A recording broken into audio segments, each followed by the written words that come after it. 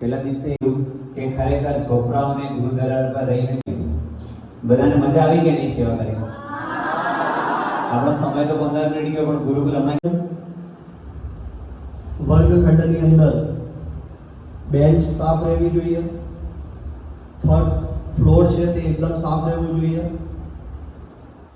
જે વિદ્યાર્થીને તિલક, I card, belt, uniform આ બધું જ વસ્તુઓને ધ્યાનમાં રાખીને તેનું ઇન્દ્રવદન સર દ્વારા આખા વર્ષ દરમિયાન માર્કિંગ કરવામાં આવ્યું. તેમાં એક તો વિદ્યાર્થીને પસંદ કરવામાં આવ્યો, એક ક્લાસ જોઈશું તો હા માર્ક્સ બધાને કહી દઈશું. પહેલા 7મા ધોરણ આવે છે 3જા સ્થાન ઉપર. સાધુ સાધુ ખૂબ સાધુ. તો પહેલા સ્થાને જોરદાર તાળીઓ થઈ જાય. સાધુ સાધુ ખૂબ સાધુ વાત છે. 12 વખત એમને ફૂલ યુનિફોર્મમાં વ્યવસ્થિત રીતે આયા. રોલ નંબર 6 ઊભા થઈ જાઓ ભાઈ, જોરદાર તાળીઓ થઈ જાય. ધોરણ 11 માંથી રોલ નંબર 6 ફૂલ્લી યુનિફોર્મમાં અને વ્યવસ્થિત રીતે ક્લાસમાં પ્રેઝન્ટ થયા છે. ધોરણ 7 માંથી રોલ નંબર 31 ઊભા થઈ જાઓ. સાધુ સાધુ.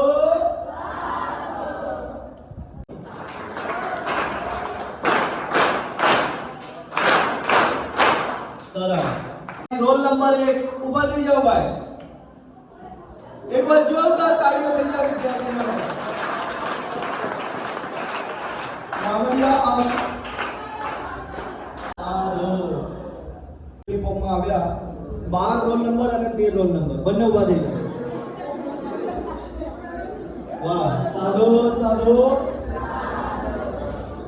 શિક્ષક મિત્રોને હું કહેવા માંગીશ કે 15 મિનિટનો આમનો ટાઈમિંગ હતો, પણ 15 મિનિટ ખાલી કહેવાના હતા. વિદ્યાર્થીઓ અડધો કલાક અને જ્યાર સુધી પોતાનું જે આખો એરિયો આપ્યો તે સાફ ના થાય ત્યાર સુધી તેઓ સેવા કરતા. અને મેં મારી આંખે અને બધા જેટલા અહીંયા હાજર છે તેમને જોયું, છોકરાઓ પરસેવે રેપઝેપ થઈ જાય, પણ એમને સેવામાં એટલી મજા આવે કે એમને પોતાની રીતે બધું સાફ કર્યું. અને એના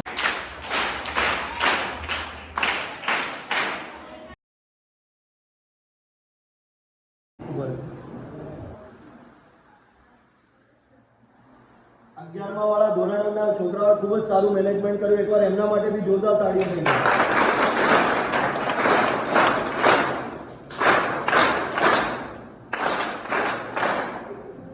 પણ અમારી ભૂલ થઈ ગઈ કે આપણે પહેલેથી એને ચાલુ નહીં કરી આ સેવા.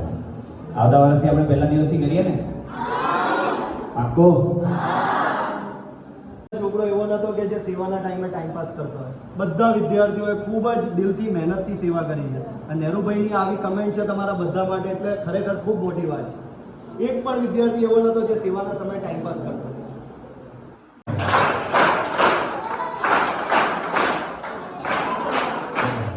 15 મિનિટની અંદર આ લોકો આટલો ગુરુકુલને એકદમ ચમકાવી દીધો. ખાલી 15 મિનિટની અંદર. ઊભા થઈ જાઓ. જોરદાર તાળી એમના માટે. એમનો જ્યાં મેઇન રોડ હતું એની સેવા હતી.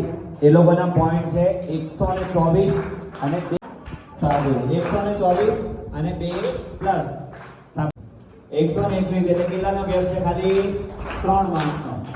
એકદમ કટોકટી. શાબાશ, બેસી જાઓ. એટલે આટલી બધી સેવા કરતા આપણે તાળીઓથી તો ઉઠાવી અમને. પેલું આખું ગંદુ પડી રહ્યું હતું, ત્યાં પાંદડા ને બધું પડેલું હતું, ત્યાં આખો રોડ એ લોકો ચમકાવી દીધેલો છે. એના પછી અંકિતભાઈ ઉભા તાળીઓ ભાઈ એમના માટે 121 એટલે તો એકદમ નજીક જ છે. એના પછી છે 123. જોરદાર તાળીઓ એમના માટે. એ લોકો આગળના જે બ્લોક છે એની ઉપરનું ઘાસ જે ઉગેલું છે બધું કાઢી અને બ્લોક એકદમ એમને બી સાધુવાદ છે. એમની ટીમનાથી 121 માર્ક્સ. ઉભા થઈ જાઓ બધા. જોઈ લો કેટલા કટોકટી ઉપર છે બધા. 120, 121, 123 એકદમ કટોકટી ઉપર છે બધા. સાધુવાદ. આ બાજુ તો આપણું સેક્શન ક્લિયર કરતા અને આગળ જે ટીમ માટેનો યોગ્ય કલર તો એ સેક્શન પણ આ લોકો ક્લિયર કરતા. સાધુવાદ છે. એના પછી જયેશ 18 માર્ક્સ. સાધુવાદ છે તમને. જોરદાર તાળીઓ આપો. 114 માર્ક્સ. જોરદાર તાળીઓ આપના માટે.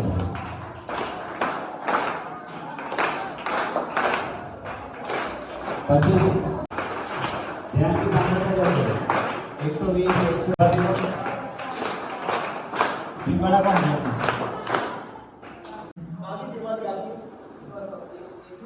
થઈ જાઓ બધા વિદ્યાર્થીઓ બાકીના તો જોરદાર તાળીઓ એમના માટે પણ.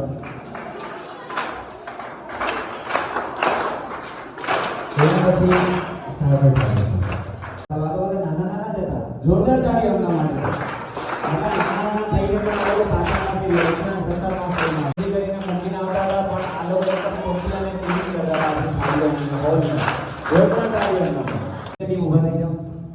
એમનું પણ બહુ સરસ પ્રદર્શન કર્યું છે એમણે. એમના આવેલા છે 122 અને 1 દિવસ પ્લસ. જોરદાર તાળીઓ એમના માટે. ને 1 દિવસ એકદમ એક્સ્ટ્રાઓર્ડિનરી કર્યું છે. કેટલા? 125 પ્લસ. ધ્યાનથી સાંભળતા. પછી આઝાદભાઈની ટીમ પણ આગળ આવી છે 124 અને 2 દિવસ પ્લસ. આવી જાઓ આઝાદભાઈની ટીમ પણ. શિક્ષકોના પણ બધાના આશીર્વાદ છે. કોણ છે? યોગેશભાઈની ટીમ. જોરદાર તાળી એમના માટે પણ. અર્જુનભાઈ બોલો સેવા વિશે કેવું લાગ્યું? રોજ આનંદ આવતા વર્ષ માટે શું કહેશો તમારી ટીમ? પહેલો નંબર આવે એવી બધાએ કોશિશ કરવાની. 122 ખાલી એક માર્ક્સના લીધે. હા પણ 122 અને 1 પ્લસ છે. મતલબ એક વર્ષના લીધે તમારો બી પહેલા નંબરની એકદમ પગાર ઉપર હતા. એટલે બીજી વખત જ્યારે આ બધા વિદ્યાર્થીઓ ખાલી એકાદ છોડીને અપડાવવાની છોડીને બાકી તમે બધા વિદ્યાર્થીઓ એકદમ મોટો બતાવે એટલે એ લોકોનો પહેલો નંબર. બસ આવું થઈ ગયું. મીટિંગ પણ આપણે પૂરી કરી અને વિદ્યાર્થીઓને પણ રિમાઇન્ડ થઈ જાય, ફ્રેશ થઈ જાય કે ઘરે જઈને બી આપણે વસ્તુ કરવાની છે. એટલે હું કહું છું પહેલા 3 મુદ્દા હતા. 3 મુદ્દામાં એવું હતું કે જે વિદ્યાર્થીઓએ દર બુધવારે માંગે એટલે એમાં તો કેટલાના હાથ ઉપર થાય જ નહીં. બગાડી હોય તોય ના થાય કેમ કે ખબર જ ના હોય. ને ત્રીજા નંબર ઉપર શું હતું? પાણી. સૌથી જરૂરી. આગળના સમયમાં તો હજુ પ્રોબ્લેમ થવાની. તો પાણીનો બગાડ જે વિદ્યાર્થીઓ કરતા હતા એમાં જ્યારે આપણે હાથ ઉપર કરો, ન પાણી બગાડશો, ન અન્ન બગાડશો, ન વીજળી બગાડશો, સ્વચ્છતા રાખશો ને ગાડી